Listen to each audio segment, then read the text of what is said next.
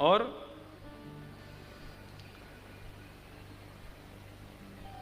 जो पहराए सोई पहरूं, मीराबाई कह रही। अब ये हम तो नहीं करते, हम तो अपनी मनपसंद पहनते हैं। ठाकुर जी पहनते हैं जो हम चाहें, जो हम चाहें उनको पहना देते हैं। जैसे चाहे मुकुट पहना दो, जैसे चाहे। लोग तो कुछ भी पहनाते हैं। कई ठाकुर जी ऐसे भी हैं जो जैकेट भी पहनते हैं। कई ठाकुर जी देखे हमने आजकल, एक तो चश्मा पहन के देखे, गॉगल पहन करके, छतरी लगा करके, यहाँ पे छोटी सी पाइप लगे, नीचे छोटी फ्रूटी पी रहे हैं। जो पहरावे सोई पहरूं, ठाकुर जी करते हैं ये काम, हम नहीं करते। और जो दे सोई खाऊं, जो दे देते हैं सो खा लेते हैं। कई बार घर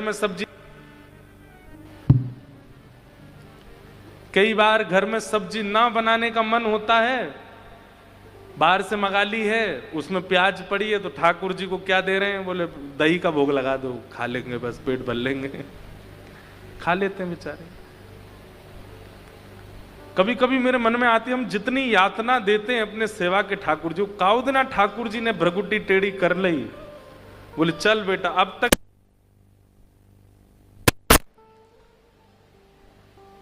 आपके मन में पता है क्या आएगा? इससे बढ़िया तो मैं प्राण त्याग दूं। हम सेवा करते हैं, सेवा के नाम पे आडंबर करते हैं, सेवा थोड़ी होती है हमसे।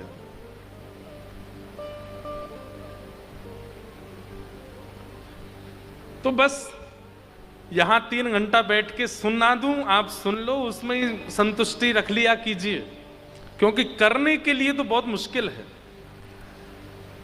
और एक और बात है, जो लोग करने का प्रयास करते हैं तो फिर उनके माता पिता रोक रहे हैं, उनके परिवारीजन रोक रहे हैं, फिर इतनी रुकावट, वो तो सबके जीवन में आई है।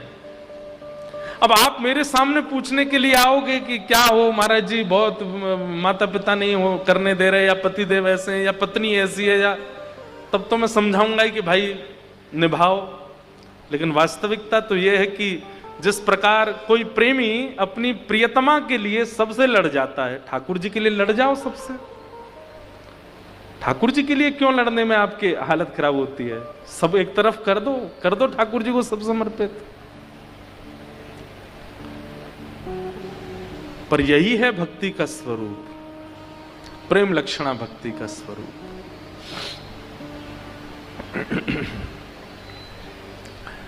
परीक्षित जी महाराज को श्री शुकाचार्य जी कहते हैं कि तुम भक्ति मांगो, मुक्ति नहीं। भक्ति का मतलब जीवित अवस्था में भगवान, मुक्ति का मतलब तुमको जाना पड़ेगा उनके पास, भक्ति का मतलब वो आएंगे तुम्हारे पास। आजकल के लड़का लड़की ऐसे हो गए खाने पीने वाले कि वो जब ब्याह करने के लिए जब उनके पास संबंध आता है तो वो उससे गुपचुप पूछ लेते हैं, तुम भी खाती हो, तुम भी पीती हो? बोल हाँ। अरे फिर तो माता जी को बोल दो हाँ है, दोनों रात में पिया करेंगे।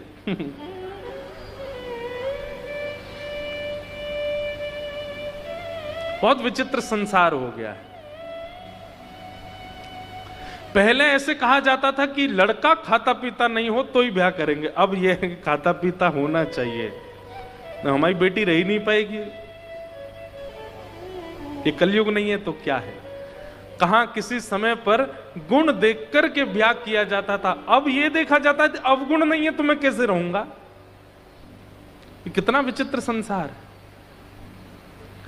आजकल स्कूल यूनिवर्सिटी के बच्चे, हम जाता हूं मैं कभी कभी यूनिवर्सिटीज में, तो वहां देखने में आता है सबसे कम मित्र उन लोगों के जो बहुत सुधरे हुए हैं, और सबसे ज्यादा मित्र उनके जो बिगड़ैल हैं, 1 नंबर के। जो बालक रात्रि 10:30 11 बजे सो जाता हो, बच्चे उससे बात नहीं करते, बोले अरे भाई ये तो बहुत सुधरा हुआ है भाई, हमारे संग नहीं निभेगी तुम्हारी।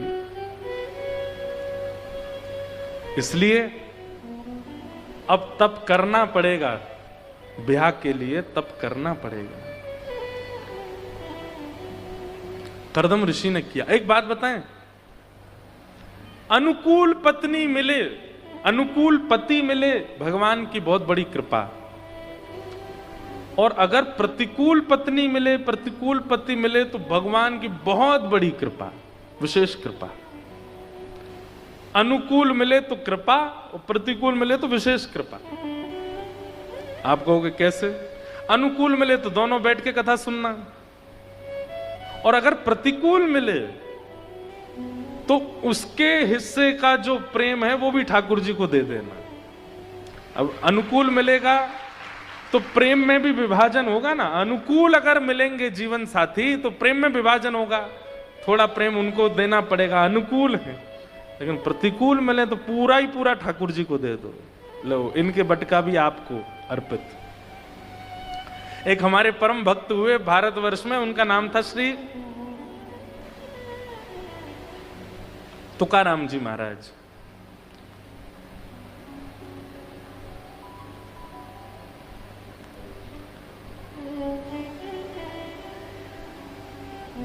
तो श्री तुकाराम जी की जो पत्नी थी वो बड़ी विपरीत अवस्था की थी, विपरीत स्वभाव की थी। एक बार एक गांव में लड़का था, बहुत अच्छी कथा है, ध्यान से सुनना, मुझे बड़ी अच्छी लगती है। एक महापुरुष कैसे उत्तर देता है।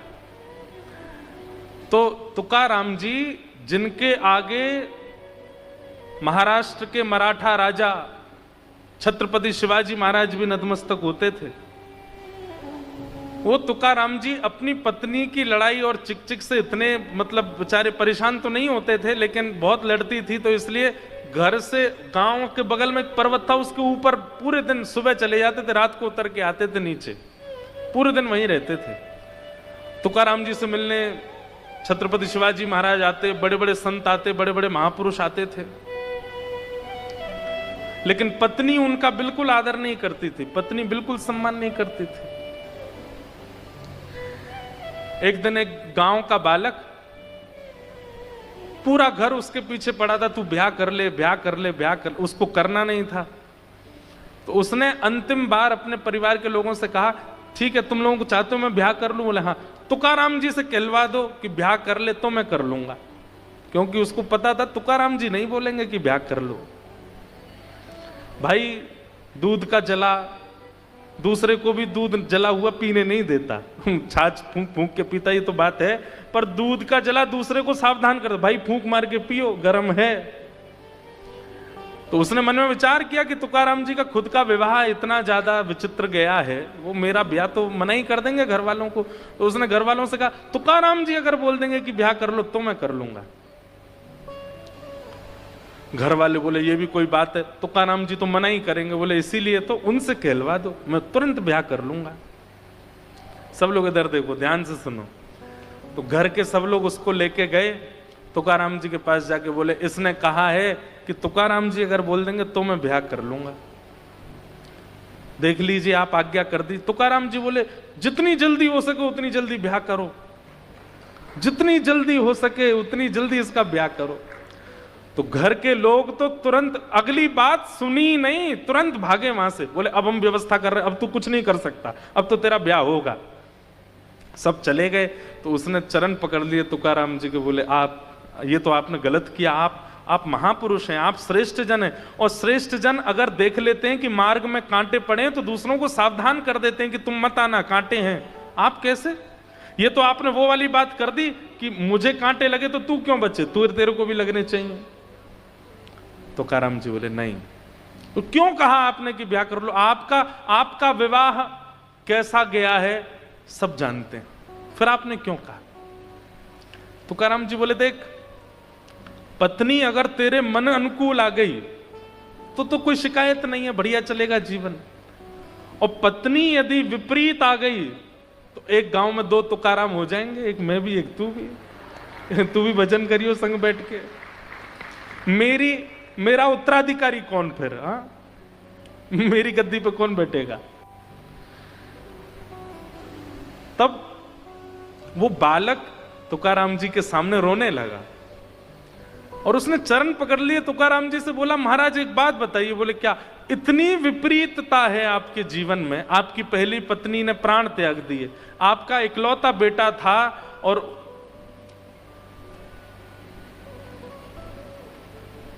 अकाल पड़ने की वजह से उसकी मृत्यु भी हो गई, दूसरा विवाह हुआ आपका, दूसरी पत्नी इतनी तेज आई कि वो आपको मार तक देती है सबके सामने। इतनी सब विपरीतता आप अपने जीवन में देखते हैं, इतने खुश कैसे रहते हैं आप, इतने प्रसन्न कैसे रह लेते हो? हमारे जीवन में एक कष्ट आता है तो हम तो कितने दिन तक चिंता में रहते हैं, पर आप इतने कष्टों में रहते हो भी इतने प्रसन्न कैसे हो? तुकाराम जी महाराज ऐसा उत्तर देते हैं। तुकाराम जी कहते हैं, मेरे जीवन की बाद में चर्चा करना, ये सब जेल का निर्माण हो रहा है, ठाकुर जी आएंगे ना। तो तुकाराम जी बोले, एक तो मेरा एक स्वरूप और है कि मैं कथा और भूल जाता हूं, जरा सा भी कोई यहां से उठता भी है ना तो भूल जाता हूं, इतनी मुझे सावधानी से कथा कहनी पड़ती है।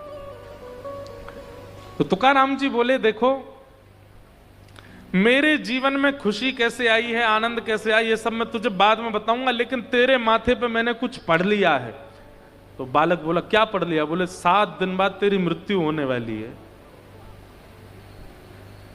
वो बालक बोला, मैंने तो गलती कर दी आपसे पूछ के, ये तो मैं आपसे कुछ और पूछ रहा हूं, आप उत्तर कुछ और दे रहे हो। आप कह रहे हो तेरे जीवन के 7 ही दिन बचे। बोला, हाँ 7 दिन में तू मरने वाला है, अब तू जा, 7 दिन में जो जो तुझे सुधार करना है सब कर ले, 7 ही दिन बच्चे।